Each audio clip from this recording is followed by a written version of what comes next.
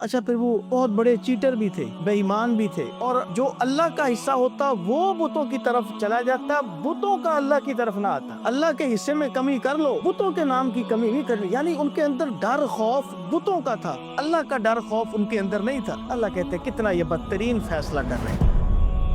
اللہ کہتے میں چاہتا تو ان کو ان اعمال سے بد سے روک سکتا تھا، میں کیوں روکوں؟ میں نے جب ان کو دو راہیں دکھائی ہوئی ہیں، یہ شرک کی راہ پر چلنا چاہتے ہیں، عقیدہ توحید کی راہ چھوڑنا چاہتے ہیں، تو ٹھیک ہے، جب میں نے انسان کو آزاد بھیجا ہے، خود مختار بھیجا ہے، وہ خود مختاری کرے۔ یہ جتنے دربار ہیں، ان درباروں کی جو وراثت چل رہی ہے، دینے والے بیچارے جو میرے آپ جیسے لوگ جاہل ہیں، وہ اپنا لاکھوں روپیہ وہاں قربان کرتے ہیں، اور جو وہاں کے مجاور ہیں، کبھی باہر جا رہے ہیں، کبھی یورپ جا رہے ہیں، تو بیچارہ ان کا جو ماننے والا ہے، ان کا جو مرید ہے، وہ بھوکا پیسہ مر رہا ہے۔ اس کو مرنا بھی چاہیے کہ اس کی عقل کام نہیں کرتی، میری اولاد بھوکی مر رہی ہے، اور میں سمجھ رہا ہوں شاید میں اسے اللہ کو راضی کر رہا ہوں۔ اللہ کو نہیں راضی کرتے، شیطان کو راضی کرتے ہیں۔ حق یہ تھا کہ خاموشی سے سجدہ کرتا، مگر چونکہ اس کے اندر غرور چھپا تھا، تکبر، یہ اللہ نے جو گند تھا اللہ کو خبر تھی، فرشتوں کو نہیں پتا تھا۔ اللہ نے اس کی گندگی کا اظہار کرانا تھا، فرشتوں کے ساتھ رہ کے بھی اس کی کرتوتیں چینج نہیں ہوئی۔ اور یہ جو اس نے دعویٰ کیا، اللہ تو اپنے ان آدم کے بیٹوں میں اکثر ناشکرائی پائے۔ ابلیس نے اللہ کو چیلنج کیا، اور مزیداری کی بات اللہ بھی مان رہے ہیں کہ ابلیس اپنے چیلنج میں کامیاب ہو۔ نبی کو دیکھ لینا، نبی کا ساتھ مل جانا، نبی کے رشتہ دار ہو جانا، کوئی جنت کی علامت اور نشانی نہیں ہے۔ تم پریشان نہیں ہو، اس کو میں نے اختیارات دیے ہیں، تیری اولاد کو میں انعام یہ دیتا ہوں، غلطی ہو جائے نا میرے پاس آ کے معافی مانگ لے، پچھلے سارے گناہ معاف کر دے۔ مشرکین مکہ ہو یا اس سے پہلے شرک کرنے والے، شیطان نے ان کو بہکایا ہوا تھا کہ اللہ تعالیٰ کی جتنی تخلیقات ہیں، جتنی اجناس ہیں، ٹھیک ہے اللہ اس کا خالق ہے، اللہ نے یہ پیدا کی ہیں، مگر ایمان والوں کو ایسا بہکایا اس نے کہ لوگوں کے دل و دماغ میں یہ بات ڈال دی کہ جن بزرگوں کو، اولیاء کرام کو تم پوچھتے ہو، مانتے ہو، ان کے اندر اللہ کی صفات سمجھتے ہو، تو جیسے تم اللہ کے نام کے جانور ذبح کرتے ہو، اللہ کے نام کی چیزیں دیتے ہو، ایسے ان لوگوں کے نام کا بھی دینا چاہیے، وہ بھی یہ حق رکھتے ہیں۔ ان آیت میں اللہ تعالیٰ پھر اب ان کا تذکرہ کر رہے ہیں کہ مشرکین مکہ ہوں یا اس سے پہلے ہو، ان کا یہ وتیرہ اور طرز عمل کیا تھا۔ وَجَعَلُوا لِلَّهِ مِمَّا زَرَعَ مِنَ الْحَرْثِ وَالْأَنْعَامِ نَصِيبًا فَقَالُوا هَذَا لِلَّهِ بِزَعْمِهِمْ وَهَذَا لِشُرَكَائِنَا۔ اللہ کہتے ہیں ان لوگوں نے اپنی کھیتیوں میں سے اور اپنے چوپائے، اپنے جانوروں میں سے ایک خاص حصہ مقرر کیا ہوا تھا، اور وہ اعلانیہ کہتے تھے هَذَا لِلَّهِ، یہ کچھ حصہ ہم نے اللہ کے لیے رکھا ہوا ہے، وَهَذَا لِشُرَكَائِنَا، اور یہ ہمارے بتوں کے لیے۔ وہ والد سوا، یغوث، یعوق، نصر، جو نوح علیہ السلام کے نیک و صالحین کی تصویریں وہ بت تھے، یا لات، منات، عزا، حبل جو مکہ مکرمہ میں مشرکین مکہ نے اپنے رکھے ہوئے تھے، وہ ہوں، ایک خاص عقیدہ بن گیا ان کا۔ یعنی اگر کوئی صدقہ دینا ہے تو وہ کہتے تھے اللہ کے نام کا صدقہ بھی دو، وعد کے نام کا بھی دو، سوا کے نام کا بھی دو، یغوث کے نام کا بھی دو، لات کے نام کا بھی دو، منات کے نام، اس لیے کہ یہ اللہ کے خاص بندے ہیں، اللہ تو ان کے بغیر ہماری سنتا ہی نہیں ہے، اللہ نے انہیں مقرر کیا ہے، تو ان کے نام کی کو نظر نیاز دو گے تو تبھی تمہاری بات بنے گی۔ اسی طرح چونکہ اب ان کی تصویریں اور بت بنے ہوئے تھے، آپ کو پتہ ہے بیت اللہ کے اندر وہ جو کمرہ ہے جس پر غلاف چڑھا ہوا ہے، اس کمرے کے اندر بھی بت تھے، کمرے کے باہر صحن کے اندر، مسجد حرام کے اندر بھی درجنوں کے حساب سے بت پڑے تھے، تو خاص ان بتوں کے نام کا پھر وہ جانور دور دور سے لاتے، بکرے لاتے، اونٹ لاتے، گائے لاتے، اور لا کر اس کو اپنے بتوں کو خوش کرنے کے لیے ان کے نام کا وہ ذبیحہ کرتے، اور کہتے کہ ہاں ہم ان بزرگوں کو خوش کر رہے ہیں، ان کو راضی رکھیں گے، ان کو بتلائیں گے، یہ آگے اللہ سے بڑا مضبوط تعلق رکھتے ہیں، یہ پھر اللہ کو ہماری باتیں بتائیں گے، اللہ سے ہماری دعائیں پوری کروائیں گے، اس لیے ان کو زیادہ اہمیت دو، یہ خود ہی اللہ کو راضی کر لیں گے۔ یہ ان کا عقیدہ بد تھا۔ هَذَا لِلَّهِ بِزَعْمِهِمْ وَهَذَا لِشُرَكَائِنَا، ان کے اپنے خیال کے مطابق کہ کچھ حصہ اللہ کے لیے ہے اور یہ کچھ حصہ ان کے اپنے شرکاء کے لیے ہے۔ فَمَا كَانَ لِشُرَكَائِهِمْ فَلَا يَصِلُ إِلَى اللَّهِ وَمَا كَانَ لِلَّهِ فَهُوَ يَصِلُ إِلَى شُرَكَائِهِمْ سَاءَ مَا يَحْكُمُونَ۔ اچھا پھر وہ بہت بڑے چیٹر بھی تھے، بے ایمان بھی تھے، چلے آپ فرض کریں کام غلط کر لیا ہے کہ جی مجھے مہینے کی آمدنی ہوئی ہے 10,000، 10,000 میں سے میں نے 500 روپیہ اللہ کے نام کا دینا ہے اور 500 روپیہ اپنے بتوں کے نام پر دینا ہے۔ چلو بات سمجھ آ گئی، کام تو غلط ہے، ایک بات طے ہو گئی۔ اچھا جب کبھی مندہ ہونا، ان کی آمدنی کم ہونی، جیسے میں نے آپ کو چھوٹی سی مثال 10,000 کی دی، اس مہینے ان کو آمدنی 8,000 کی ہوئی، انہوں نے کہنا یار اللہ کو اتنے پیسوں کی کیا ضرورت ہے، اللہ کے پیسے کم کر لو، بتوں کے نام کے پورے دو۔ اللہ اس کی طرف اشارہ کرے میں کم وقت پہلے تو میرے نام کا بھی دے رہے ہو اور بتوں کے مخلوق کے نام کا بھی، یہ کیسے ہو سکتا ہے؟ اور تو اور کہ جو میرے نام کا دیتے تھے اس میں ڈنڈی مار لیتے، اس میں سے کم کر دیتے ہو، اللہ دی خیر ہے، اللہ کو کیا اتنی ضرورت پڑی ہے؟ ان بزرگوں کو راضی کرو، بس ان بتوں کو راضی کرو، یہ راضی ہے تو سمجھ لو پھر تمہارے سارے کام ہو جاتے ہیں۔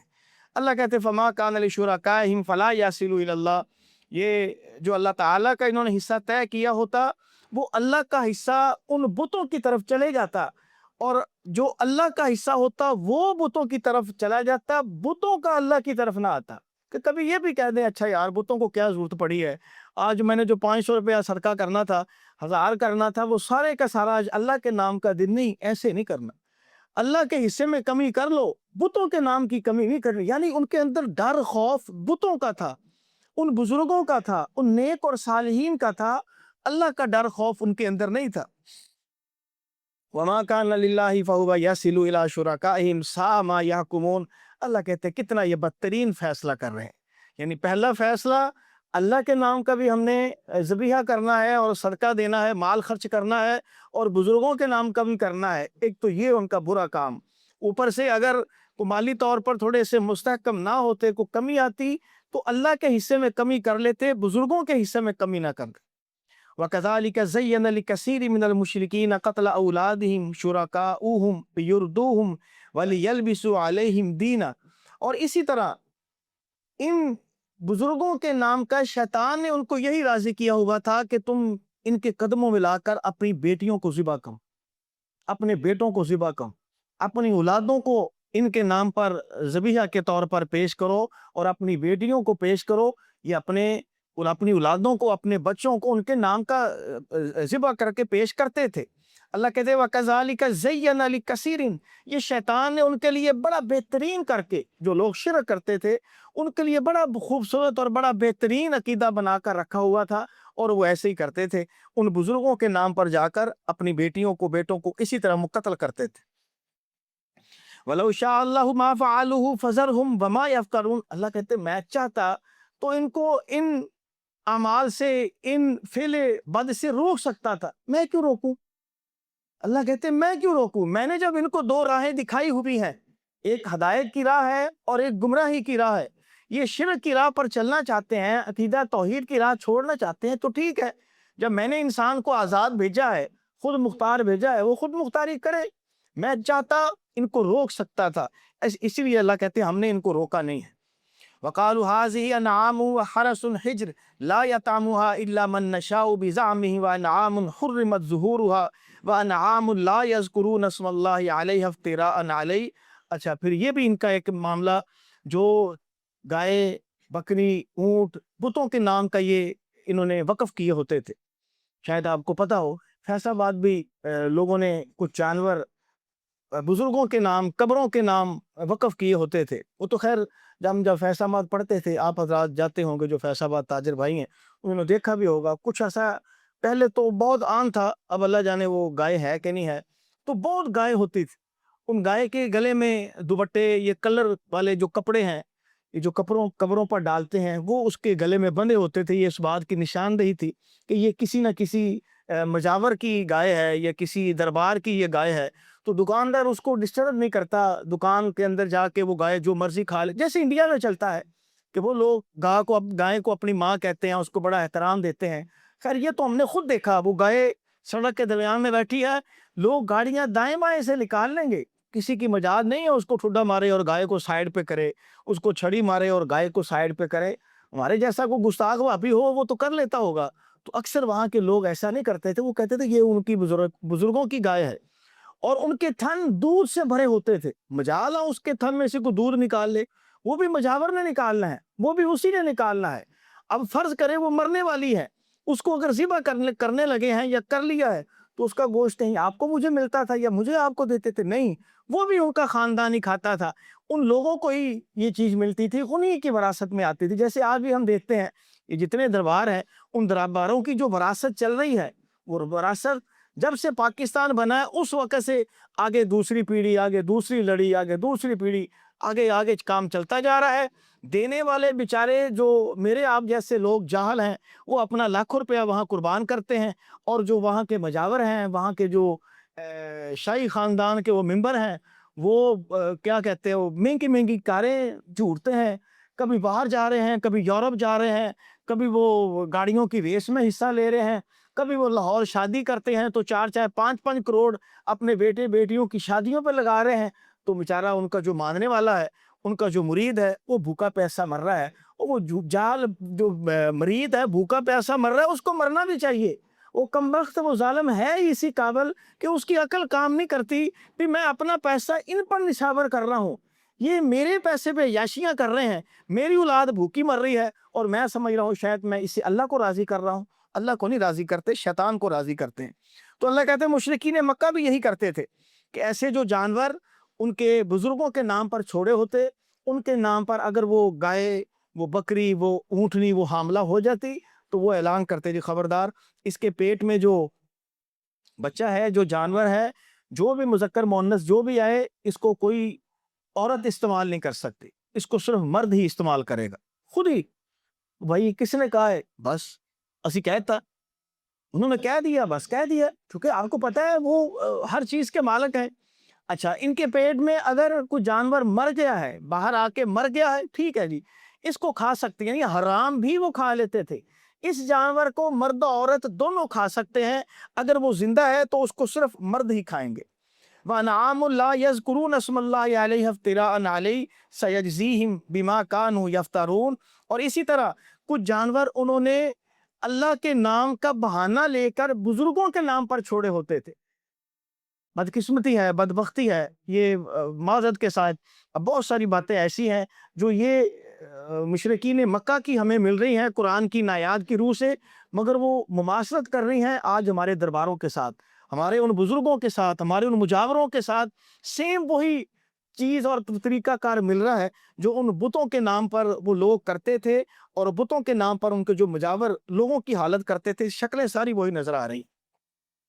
وَقَالُوا مَا فِي بُطُونِ هَٰذِهِ الْأَنْعَامِ خَالِصَةٌ لِّذُكُورِنَا، وہ جو میں نے آپ کو پہلے کہا، وہ کہتے ہیں اس کے پیٹ میں جو ہے خَالِصَةٌ لِّذُكُورِنَا، یہ خالص ہمارے مذکر کے لیے یعنی مردوں کے لیے ہے، وَمُحَرَّمٌ عَلَىٰ أَزْوَاجِنَا، اور یہ عورتوں کے لیے حرام ہے، خود ہی فتوے دے رہے ہیں، بس یہ عورتوں کے لیے حرام ہے، مردوں کے لیے حلال ہے۔ وَإِن يَكُن مَيْتَةً، اور اگر یہ بچہ مردہ پیدا ہوا، فَهُمْ فِيهِ شُرَكَاء، تو مردے کو ہم مل کے کھا لیں،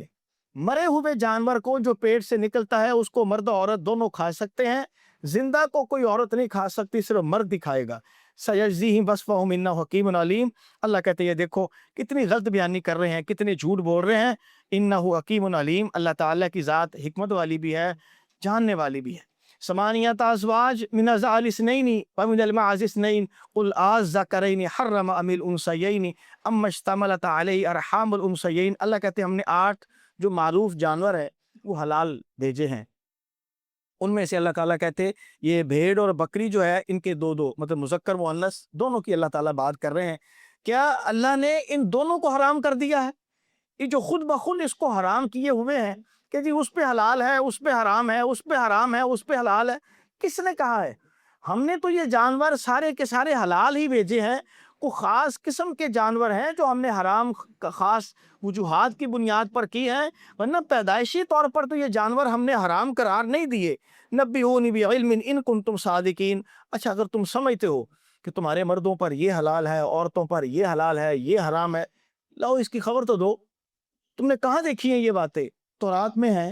انجیل میں ہے، کہاں تم یہ باتیں لے کر بیٹھے ہو؟ کس کتاب میں ہے؟ کس نبی نے، کس ولی نے یہ بات کہی ہے؟ اللہ بھی دلیل مانگ رہے ہیں، پوچھ رہے ہیں، نبئونی بعلم ان کنتم صادقین، مراد کیا ہے کہ نبی ان سے پوچھو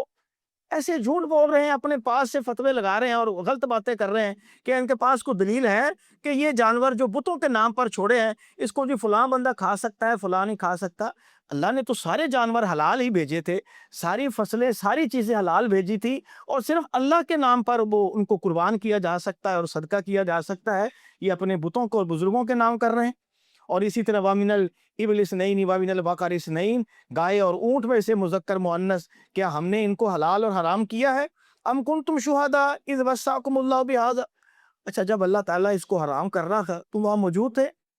ان نبیوں کو پتہ نہیں چل سکا اس بات کا، بلکہ اللہ کو بھی پتہ نہیں چل سکا۔ اللہ کہہ رہے ہیں ام کنتم شہداء، کیا تم اس وقت گواہ تھے، وہاں موجود تھے؟ اذ وصاکم اللہ بہذا، جب اللہ اس بات کی وحی کر رہا تھا، اللہ اس بات کا اعلان کر رہا تھا کہ جی فلاں بزرگ کے نام کا جو جانور آزاد کیا گیا ہے اس کو عورتیں نہیں کھائیں گی، اس کو مرد کھائیں گے، مرد کے لیے حلال ہے، عورت کے لیے حرام ہے۔ یہ کب وحی نازل ہوئی ہے؟ کہاں یہ پیغام آیا ہے؟ اللہ کہتے ہیں مجھے بھی تو بتاؤ، نبی پوچھو ان سے، مجھے بھی تو خبر دو اس بات کی۔ فمن اظلم ممن افترى علی اللہ کذبا، کتنا کم بخت بدبخت وہ ظالم ترین انسان ہے جو اللہ پر جھوٹ باندھتا ہے۔ یہ اللہ کی طرف جھوٹ کی نسبتیں ہیں، میں اللہ نے کوئی ایسا اعلان نہیں کیا، یہ اعلان اپنی طرف سے کر رہے ہیں۔ لیذل الناس بغیر علم، کتنے جاہل ہیں، لوگوں کو جاہل بنا رہے ہیں بغیر علم کے،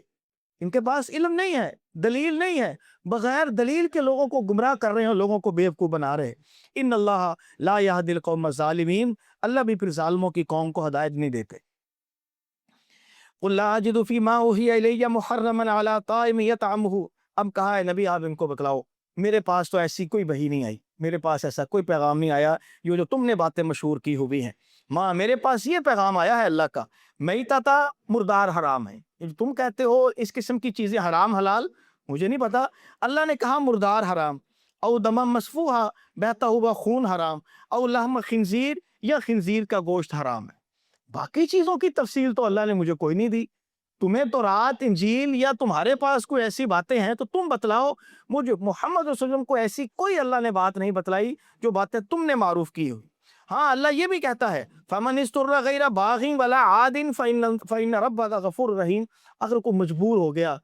ایمرجنسی اس کو پڑ گئی، اضطراری حالت آ گئی، مرنے کے قریب ہے، اللہ کہتے پھر ٹھیک ہے، وہ اتنا حرام کھا لے جس سے اس کی جان بخشی ہو جائے، اتنا کہ وہ خنزیر کا گوشت کھا لے یا کوئی حرام جانور کھا لے، حرام چیز کھا لے کہ اس کی جان بچ جائے مستقل نے۔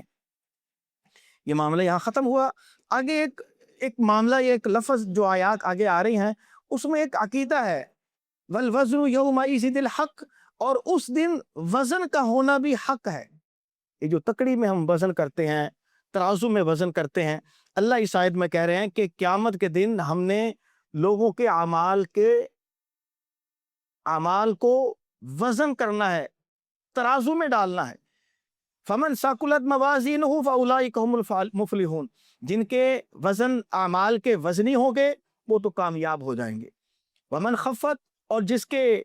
کم ہوں گے، ڈھیلے پڑ جائیں گے، ان کا وزن کم ہوگا، گناہوں کا زیادہ ہوگا، فاولئک الذین خسروا انفسهم بما كانوا بآیاتنا یظلمون، اللہ کہتے پھر وہ لوگ ظالم لوگ ہیں، ان کو پھر ہم جہنم کے اندر داخل کریں گے۔ اس کے تین جو عمومی باتیں کہی جاتی ہیں، پہلا عقیدہ تو یہ ذہن میں رکھیے گا، اگر اللہ نے کہا کہ والوزن یومئذ الحق، میرا آپ کا ایمان ہونا چاہیے کہ ٹھیک ہے جی قیامت کے دن ترازو لگے گا، ترازو میں اللہ تعالیٰ بعض لوگوں کے اعمال کو تولیں گے، جیسے میں آپ کو بتلایا تھا شاید چند دن پہلے یہی کہ وہ ایک آدمی کے گناہوں کا جو ایک رجسٹر تھے وہ ترازو میں ڈالے گئے۔ تو خیر یہ تین موقف ہیں، ایک تو یہ کہ اعمال جو اللہ تعالیٰ فرشتوں سے لکھوا رہے ہیں، رجسٹر تیار ہو رہے ہیں، وہ ترازو میں ڈالے جائیں گے۔ بعض کے خیال کے مطابق اللہ تعالیٰ نے جو میں اور آپ عمل کر رہے ہیں ان اعمال کو وزن کی شکل میں دے دیں گے، یہ اعمال ان کو اللہ تعالیٰ وجود دے گا، وجود ان کو بخشا جائے گا، یہ وجود بخشنے کے بعد ان کو ترازو میں ڈالا جائے گا، اگر ان کا وجود بھاری ہوا تو بندہ جنت میں جائے گا، اگر اس کا وزن کم ہوا تو وہ جہنم میں جائے گا۔ یا تیسرا موقف یہ ہے کہ بندے کو تولا جائے گا،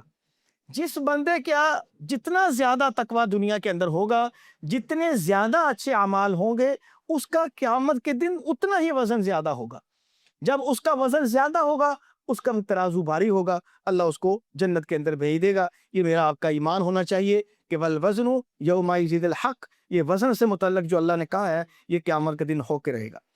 وَلَقَدْ خَلَقْنَاكُمْ ثُمَّ صَوَّرْنَاكُمْ ثُمَّ قُلْنَا لِلْمَلَائِكَةِ اسْجُدُوا لِآدَمَ، وہ آغاز میں پہلے پارے میں نے آپ کو وہ اشارہ کیا تھا آدم علیہ السلام کی تخلیق کے اندر، وہاں اور اکثر آیات میں اللہ تعالیٰ نے بڑا مختصر سا اشارہ کیا ہے، یہاں تھوڑا سا تفصیلی ہے، اس پر ہم تفصیلی پر تھوڑی سی گفتگو یہ 10 منٹ میں کرتے ہیں۔ اللہ کہتے ہیں ہم نے آدم علیہ السلام کی تخلیق کی، اس کو مٹی کا بت بنایا، مٹی کا بت بنا کر ہم نے اس کے اندر سور پھونکا، اپنی روح پھونکی، اس کے اندر پھونک ماری گئی۔ ہم نے تیار کرنے کے بعد ایک ڈھانچہ، ایک انسان بنانے کے بعد قُلْنَا لِلْمَلَائِكَةِ اسْجُدُوا لِآدَمَ، ہم نے کہا اس کا نام آدم ہے، اب تم سب اس کو سجدہ کرو۔ فَسَجَدُوا إِلَّا إِبْلِيسَ، سجدہ کیا تمام کے تمام فرشتوں نے، مگر ابلیس نے نہ کیا۔ لم یکن من الساجدین، وہ سجدہ کرنے والوں میں سے نہ ہوا۔ بعض کے خیال کے مطابق بھی اللہ کو تو کہا ہی نہیں، اللہ نے اس کو کہا ہی نہیں، بھائی اللہ تو خود کہہ رہا ہے، اس کو کہا سجدہ کرو، اس نے نہیں کیا، باقی سب نے کیا۔ اللہ نے چونکہ ابلیس کو فرشتوں کے برابر درجہ دیا ہوا تھا، ابلیس کا مقام نہیں تھا اوپر فرشتوں کے ساتھ رہنا، اس کی نیک نامی کی وجہ سے، اس کی محنت کاوش کی وجہ سے، اللہ کو تو پتا تھا اس کے اندر گند ہے، مگر اللہ نے اس کی اس گند کو ظاہر نہ کیا، اللہ نے اس کو فرشتوں کے برابر درجہ دیا۔ اب جب فرشتوں کو آرڈر تھا کہ باب آدم کو سجدہ کرو، تو ان کو بھی ساتھ ہی تھا، ابلیس کو بھی ساتھ ہی سجدہ کا حکم تھا، مگر اس نے انکار کیا اور سجدہ نہ کرنے والوں میں سے ہوا۔ اللہ نے پوچھا ما منعک الا تسجد اذ امرتک، میں نے تجھے حکم دیا ہے اس کو سجدہ کرو، تم نے کیوں نہیں کیا؟ قال انا خیر منہ، اب یہاں سے بھی پتہ چلتا ہے اگر کوئی یہ کہے کہ ابلیس کو کہا ہی نہیں، یہ بات غلط ہے، ابلیس خود مان رہا ہے، ہاں اللہ تو نے مجھے کہا ہے، یہ نہیں ہے کہ مجھے کہا نہیں، وہ مان رہا ہے، ہم کہہ رہے ہیں کہ نہیں کہا، وہ ابلیس خود مان رہا ہے کہا ہے، ہاں مجھے تو نے کہا تو ہے، مگر میں یہ سمجھتا ہوں میں اس کو سجدہ نہیں کروں گا، یہ بہتر نہیں ہے، انا خیر من، میں آدم سے زیادہ بہتر ہوں، خلقتنی من نار و خلقتہ من طین، تو نے مجھے آگ سے پیدا کیا، اس کو تو نے مٹی سے پیدا کیا، آگ کو اڑائیں آگ اوپر جاتی ہے، آگ کو اگر جلائیں تو آگ اوپر جاتی ہے، مٹی کو اڑائیں تو مٹی تو نیچے جاتی ہے، تو جو چیز نیچے جائے وہ تذلل والی، وہ کم عزت والی چیز ہوتی ہے، میں اوپر جاتی ہوں، میں اوپر جانے والی چیز ہوں، آگ ہوں، اس لیے کہ تو نے مجھے آگ سے بنایا تو میں اعلیٰ ہوں۔ یہی اس کی بہت بڑی غلطی تھی، جب اللہ کا حکم آ گیا پھر اعلیٰ ادنیٰ نہیں دیکھنا چاہیے تھا، حق یہ تھا کہ خاموشی سے سجدہ کرتا کہ ہاں اللہ تو نے حکم دیا ہے میں سجدہ کر رہا ہوں، مگر چونکہ اس کے اندر غرور چھپا تھا، تکبر چھپا تھا، میں آکڑ تکبر، یہ اللہ نے جو گند تھا اللہ کو خبر تھی، فرشتوں کو نہیں پتا تھا، باقی لوگوں کو نہیں پتا تھا، اللہ نے اس کی گندگی کا اظہار کرانا تھا کہ دیکھو اس کے اندر گند موجود تھا، فرشتوں کے ساتھ رہ کے بھی اس کی کرتوتیں چینج نہیں ہوئی، تو کہنے لگا جی تو نے اللہ مجھے آگ سے بنایا، باب آدم کو مٹی سے، اس لیے انا خیر منہ، میں نے سجدہ اس لیے نہیں کیا کہ میں اس سے بہتر ہوں۔ قال فاہبط منها فما يكون لك ان تتكبر فيها فاخرج انك من الصاغرين، اللہ کہتے اچھا ٹھیک ہے آسمان سے نیچے اتر جا، آسمان پر متکبرین کا کوئی مقام نہیں ہے، تو نے تکبر کیا ہے، اکڑ دکھائی ہے میرے آگے، اب تیرا یہاں اس جنت والے ایریے میں، اس آسمانوں والے ایریے میں تیرا کوئی تعلق نہیں ہے، دفع ہو جا، نکل جا یہاں سے، اب تیری قسمت میں ہم نے ذلت لکھ دی ہے، ساری زندگی تو ذلیل ہی ہوگا۔ آج دیکھ لیجئے آپ کسی بھی بندے کو کہیں یہ تو شیطان ہے، وہ غصہ کرے گا، تم یہ شیطان کہہ رہے ہو، آج پوری دنیا اس سے اللہ سے پناہ مانگ رہی ہے، شیطان سے، ہر بندہ شیطان کو گالی دے رہا ہے، ہر بندہ اس کو بولا بھرا کہہ رہا ہے، اور بالآخر اس کا رزلٹ اور نتیجہ بھی جہنم ہی نکلنی ہے۔ بہت تیز تھا۔ قال انظرنی الی یوم یبعثون، اچھا اللہ تو مجھے ذلیل تو کر ہی رہا ہے، آگے یہ خود کہے گا، اللہ تو نے مجھے زمین پر جانے کا آرڈر تو جاری کر ہی دیا ہے، مجھے کچھ اختیارات تو دے دے، مجھے کوئی ڈھیل تو دے، مجھے کچھ اختیارات تو دے۔ اللہ کے بھی بارے بارے جائیے، اس نے بھی مہلت دے دی، اس نے بھی ڈھیل دے دی، اس نے بھی اختیارات دے دیے۔ قال انک من المنظرین، اللہ کہتے چل جا تجھے مہلت دی، ایک خاص وقت تک اب ہم نے تجھے زندگی بھی دی اور تجھے بہت سارے اختیارات بھی دی۔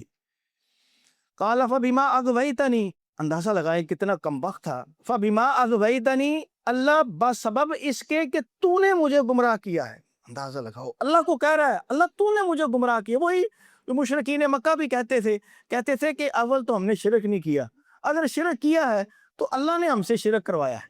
ہم نے نہیں کیا، یہ شرک اللہ نے ہم سے، اللہ نہ کرواتا، پھر اللہ نے تمہیں عقل دی ہے، اگر تمہارے سامنے گوبر پڑا ہو، کھانا پڑا ہو، تم میں وہاں تمیز ہے کہ گوبر نہیں کھانا، کھانا کھانا ہے، یہ میٹھی چیز ہے، یہ گندی چیز ہے، یہ اچھی ہے، یہ بری ہے، وہاں تجھے بڑا پتہ ہے، اور یہاں آپ کو خبر ہی نہیں ہو سکی شرک کیا ہے اور عقیدہ توحید کیا ہے۔ وہی طریقہ کار اس نے اختیار کیا، کہنے لگا فَبِمَا أَغْوَيْتَنِي، بس سبب اس کے اللہ جو تو نے مجھے گمراہ کیا ہے، لَأَقْعُدَنَّ لَهُمْ صِرَاطَكَ الْمُسْتَقِيمَ، یہ تو نے جو بندہ بنایا ہے نا، اب اس کے میں راستے میں بیٹھوں گا، اب میں اس کو گمراہ کروں گا۔ ثُمَّ لَآتِيَنَّهُم مِّن بَيْنِ أَيْدِيهِمْ وَمِنْ خَلْفِهِمْ وَعَنْ أَيْمَانِهِمْ وَعَنْ شَمَائِلِهِمْ، اس کے آگے سے، اس کے پیچھے سے، اس کے دائیں سے، اس کے بائیں سے، چہار سو گھیر گھیر کے تیرے بندے کو جوتے ماروں گا، بڑا ماروں گا ان کو۔ اور یہ جو اس نے دعویٰ کیا، اور وَلَا تَجِدُ أَكْثَرُهُمْ شَاكِرِينَ، اللہ تو اپنے ان آدم کے بیٹوں میں اکثر ناشکرہ ہی پائے گا۔ یہ اس نے چیلنج کیا تھا، ابلیس نے اللہ کو چیلنج کیا، اور مزیداری کی بات اللہ بھی مان رہے ہیں کہ ابلیس اپنے چیلنج میں کامیاب ہو گئے۔ اللہ خود کہہ رہے ہیں وَلَقَدْ صَدَّقَ عَلَيْهِمْ إِبْلِيسَ ظَنَّهُ فَاتَّبَعُوهُ إِلَّا فَرِيقًا مِّنَ الْمُؤْمِنِينَ، یقیناً ابلیس نے اپنی بات کو سچ کر دکھایا، بڑا ایک چھوٹا سا تھوڑا سا کم سا گروہ ہے جو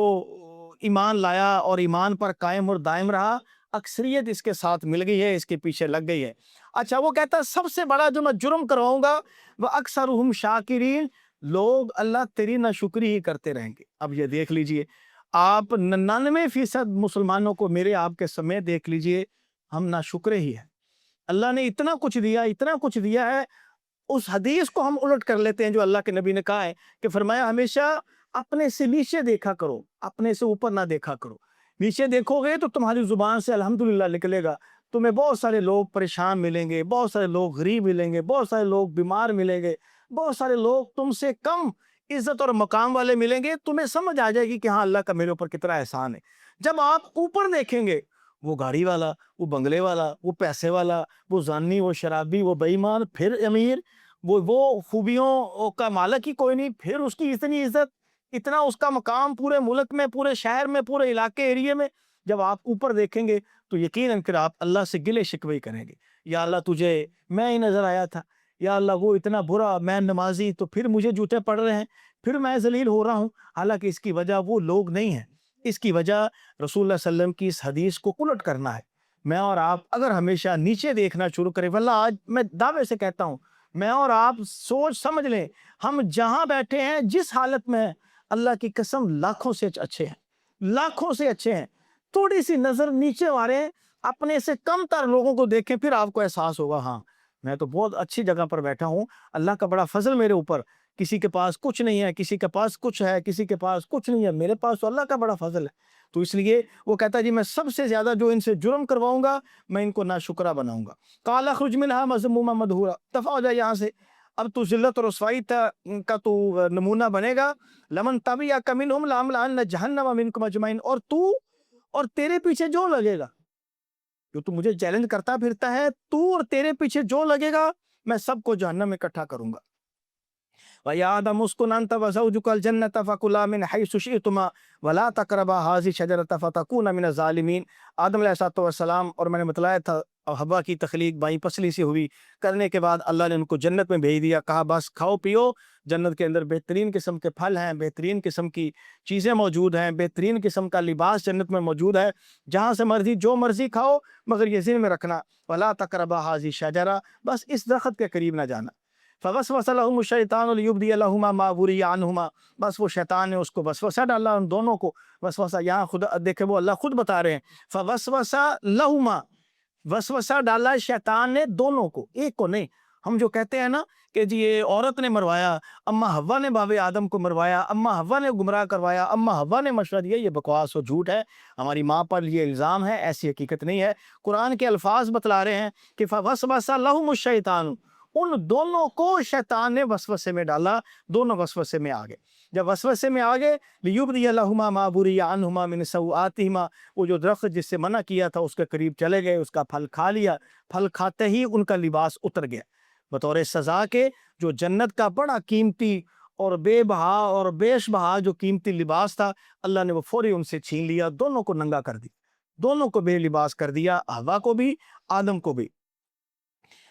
وَقَالَ مَا نَهَاكُمَا رَبُّكُمْ عَنْ هَٰذِهِ الشَّجَرَةِ، اللہ نے خطاب کیا تم دونوں کو میں نے منع نہیں کیا تھا اس درخت کے قریب نہیں جانا؟ وہ درخت کون سا تھا؟ واللہ عالم، ہمیں کوئی پتہ نہیں، وہ سیب کا درخت تھا، وہ انگور کا درخت تھا، وہ کیلے کا درخت تھا، واللہ عالم، ہمیں نہیں پتا۔ اللہ نے کہا یہاں بس وہ کوئی پھل تھا، کوئی درخت تھا کہ اس درخت کے تم نے قریب نہیں آنا، اس فصل کے قریب نہیں، ہمیں صرف اتنا پتہ ہے۔ رسول اللہ صلی اللہ علیہ وسلم نے اس کی کوئی وضاحت نہیں بتلائی کہ وہ کون سا درخت تھا۔ جب نہیں بتلایا، ہمیں بھی اسی شش و پنج میں اور ٹینشن میں جانے کی ضرورت تھی کوئی نہیں، ہم نے اس میں سے کیا نکالنا ہے؟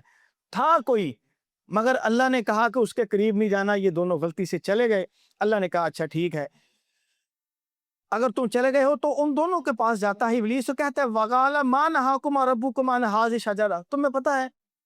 اللہ نے تمہیں اس درخت کے قریب جانے سے کیوں منع کیا ہے؟ اتنی بڑی بات نہیں ہے، ایسے تم ٹینشن لے رہے ہو، جاؤ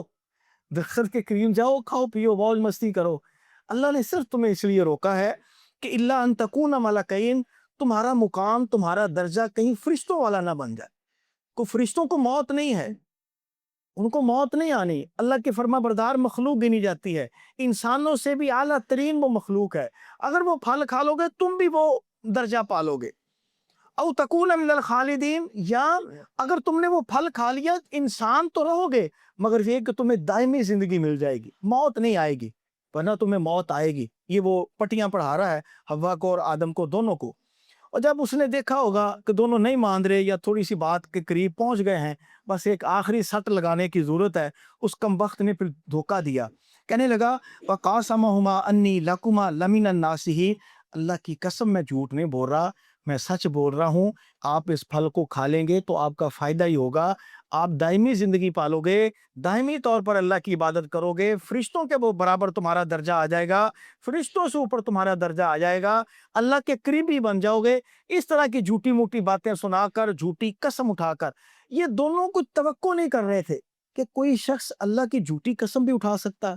ہم تو بڑے مزے سے، بڑے آرام سے جھوٹی قسم اٹھا لیتے ہیں، ہم اتنے جاہل ہیں۔ تو ان دونوں بزرگوں کو یہ توقع نہیں تھی کہ یہ جو ہمیں بہکا رہا ہے یہ اللہ کی جھوٹی قسم بھی کھا سکتا ہے۔ اس نے جھوٹی قسم کھا کے تو ان کو گمراہ کیا۔ فَدَلَّهُمَا بِغُرُورٍ، اللہ کہتے بس پھر یہ دونوں اس کے فریب کے نیچے آ گئے، دونوں اس کے داؤ میں آ گئے، دونوں اس کی باتوں میں آ گئے۔ فَلَمَّا ذَاقَا الشَّجَرَةَ بَدَتْ لَهُمَا سَوْآتُهُمَا، بس درخت کھانے کی دیر تھی، دونوں ننگے ہو گئے، دونوں بے لباس ہو گئے، جنت کا لباس اللہ نے ان سے پھر چھین لیا۔ وَطَفِقَا يَخْصِفَانِ عَلَيْهِمَا مِن وَرَقِ الْجَنَّةِ، یہ پھر جنت کے، آپ کو پتہ ہے درخت بڑے بڑے بڑے ہیں، یہ مسجد چھوٹی ہے، اس سے کئی گنا آپ کی کلونی سے بھی بڑے بڑے اس کے تنے ہیں،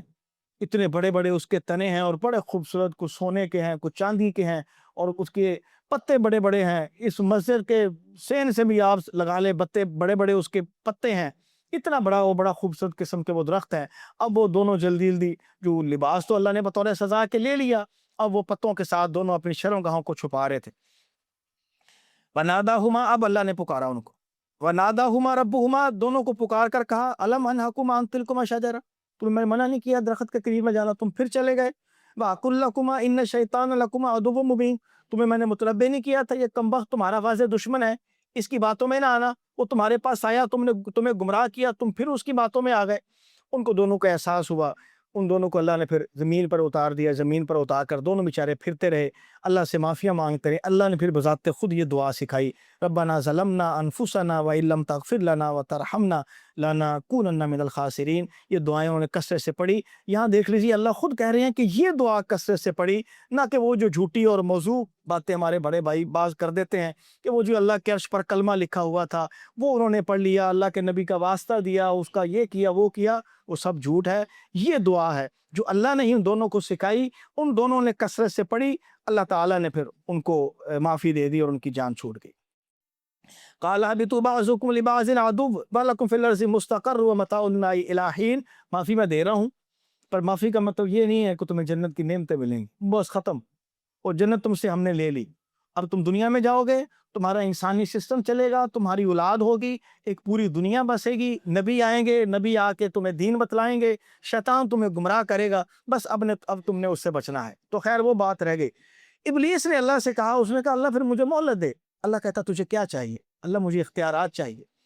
اب اس کم وقت نے اتنے اختیارات لے لیے، وہ ہر بندے کی شکل بنا سکتا ہے، حیدر کی شکل میں آ سکتا ہے، میری شکل میں آ سکتا ہے، آپ کی کسی بھی۔ اللہ کے نبی فرمایا کہ صرف ایک ہستی کی شکل نہیں وہ اختیار کر سکتا، وہ ہے محمد رسول اللہ صلی اللہ علیہ وسلم، بس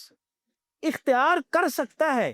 یعنی اگر میرے خواب میں آئے اور آ کے کہے میں تمہارا نبی محمد ہوں، مجھے کیا پتا، میں تو مان لوں گا نا. میں نے کون سا اللہ کے نبی کو دیکھا ہے.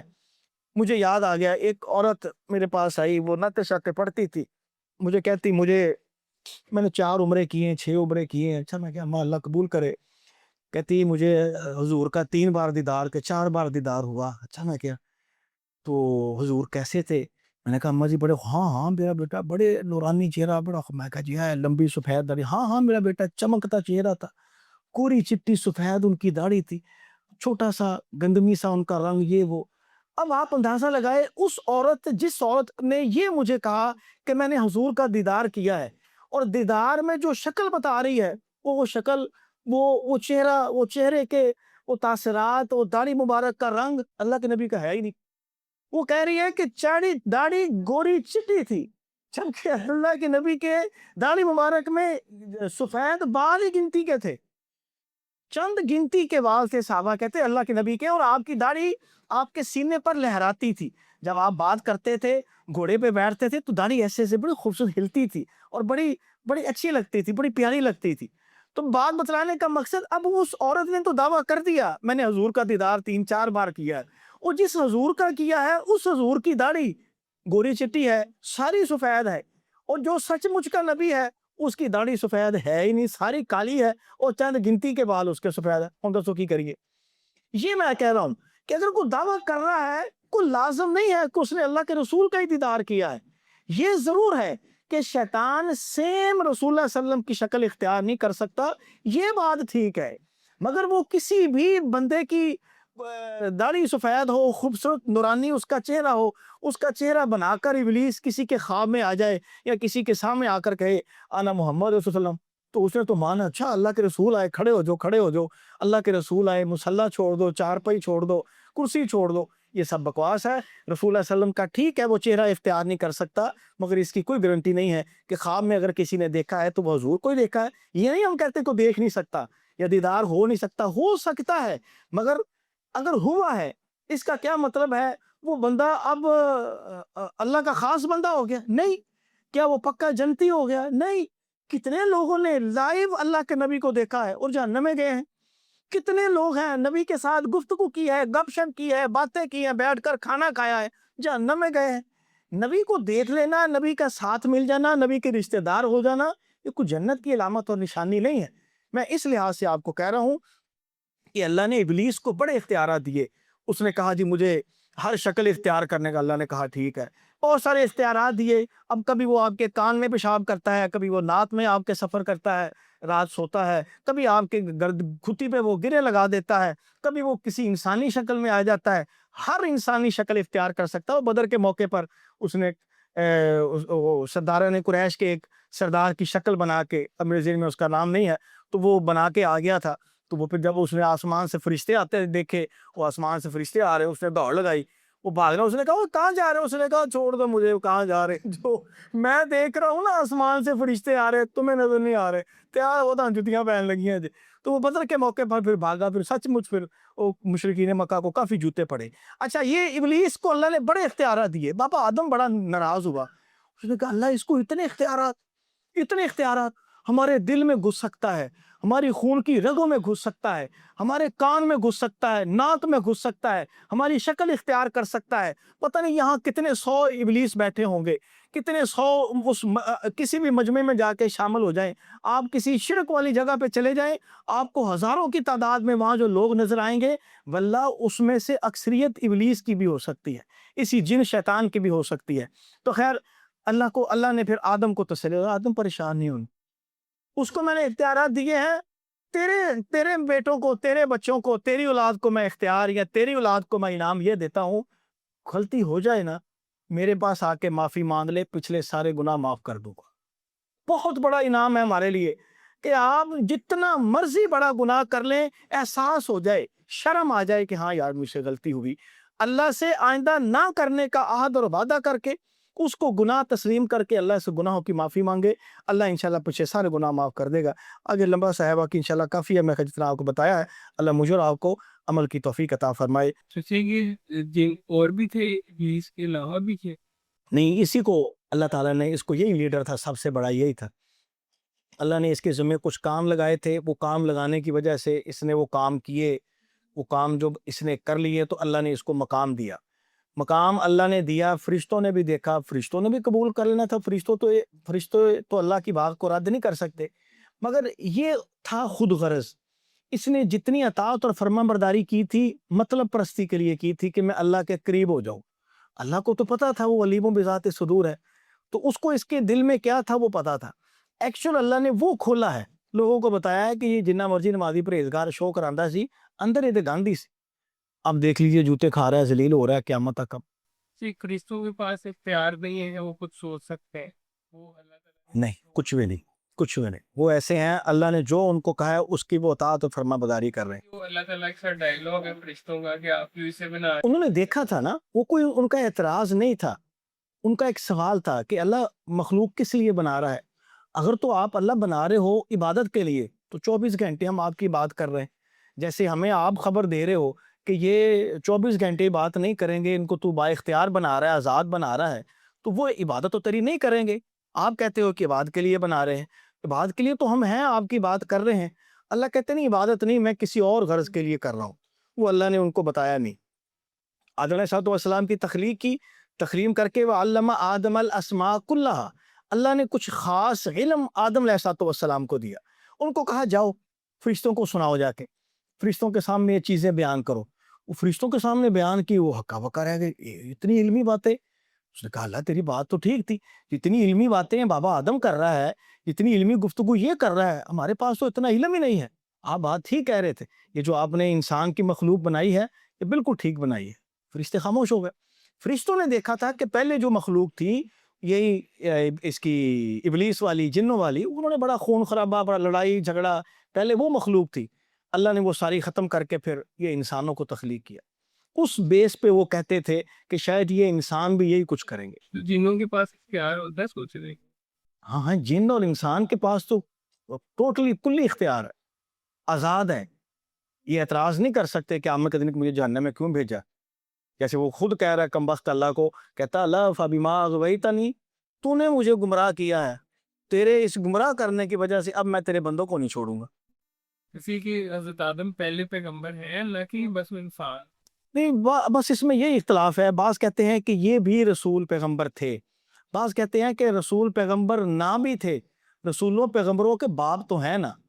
سب کے باپ ہیں، تو اگر مثال 1,24,000 اگر نبی رسول آئے ہیں تو ان کا باپ کون ہے؟ بابا آدم ہی ہے، تو اگر وہ نبی رسول ہے تو گویا یہ بھی ہیں، تو ان کے بارے میں کوئی خاص ہمیں کوئی نص نہیں ملتی کہ اللہ نے نبوت یا رسالت کا کوئی درجہ کو مقام دیا ہو، باپ کا تو دیا ہے، تو چونکہ باقی نبی اللہ نے بھیجے ہیں اس وجہ سے وہ کہتے ہیں کہ شاید اللہ نے ان کو بھی نبوت اور رسالت دی ہو، ایسی کوئی دلیل نہیں، باقیوں کی تو ہے نا، کسی نہ کسی کی کوئی شریعت مل رہی ہے، ان کی امت مل رہی ہے، ان کی قوم مل رہی ہے، ان کی تو وہی جو چلی آ رہی تھی آگے، اسی سے پھر سارے نبی چلے ہیں نا۔ وما علینا الا البلاغ المبین۔ السلام علیکم۔